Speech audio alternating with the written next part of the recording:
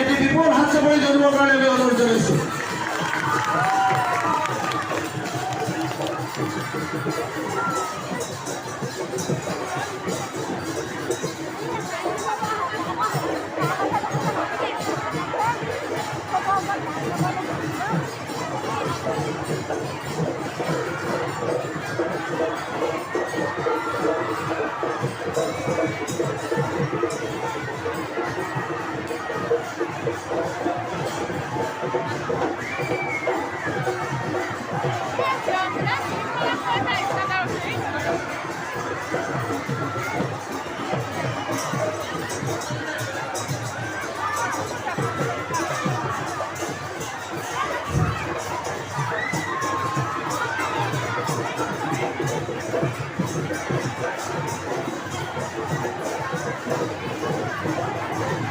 ফোৰাম সদাবাজাৰ বিওকেমি ৰাইজ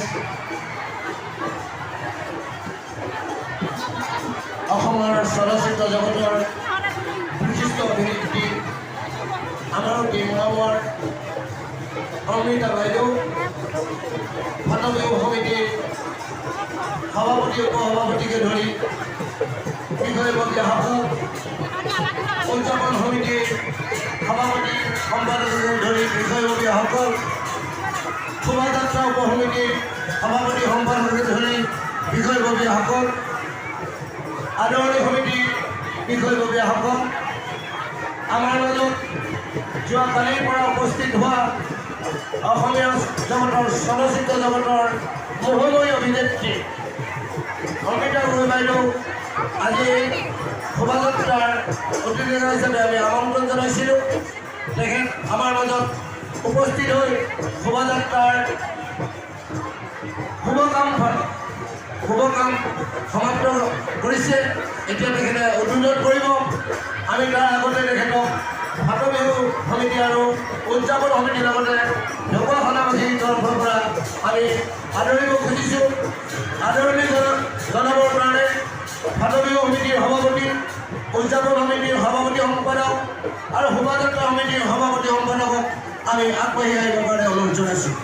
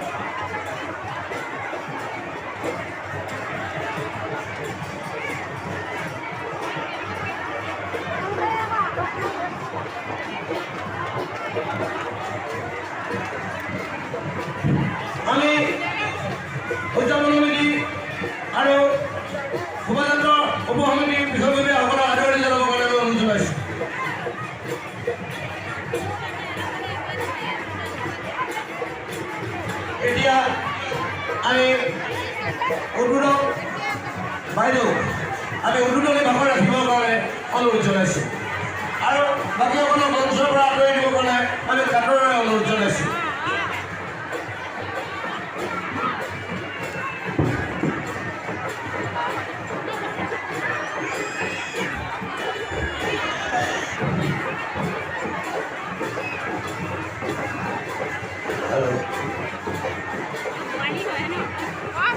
আমি সদায় কৰ্মকৰ্তাসকলক অনুৰোধ জনাইছোঁ যিহেতু উদ্যোগিকা ডাঙৰীয়ানীক বহুত দূৰৰ পৰা চাবৰ বাবে অপেক্ষা কৰি আছে যাতে কোনো ধৰণৰ অসুবিধা নকৰে তাৰ কাৰণে আঁতৰি আহিবলৈ অনুৰোধ জনাইছোঁ।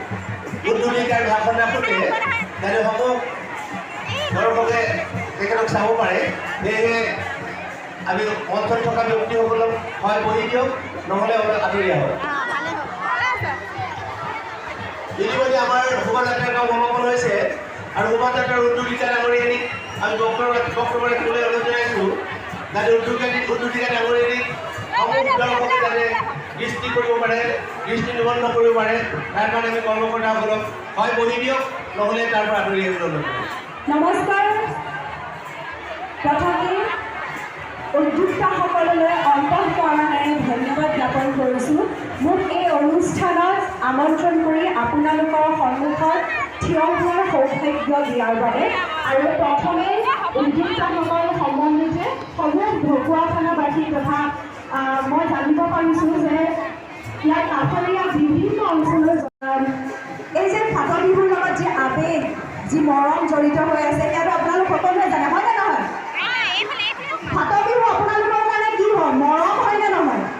ফাট বিহুৰ আৱেগ, ফাট বিহুৰ হেঁপাহ, ফাট বিহুৰ মৰম আৰু সেই মৰমৰ অকণমান অংশ হ'বলৈ মই এবছৰীয়া অকণমানিজনীলৈ গুৱাহাটীৰ পৰা ঢপলিয়াই আহিছোঁ যাতে অকণমান আপোনালোকৰ মাজত থাকি এই অনুষ্ঠানৰ অংশ হ'ব পাৰোঁ।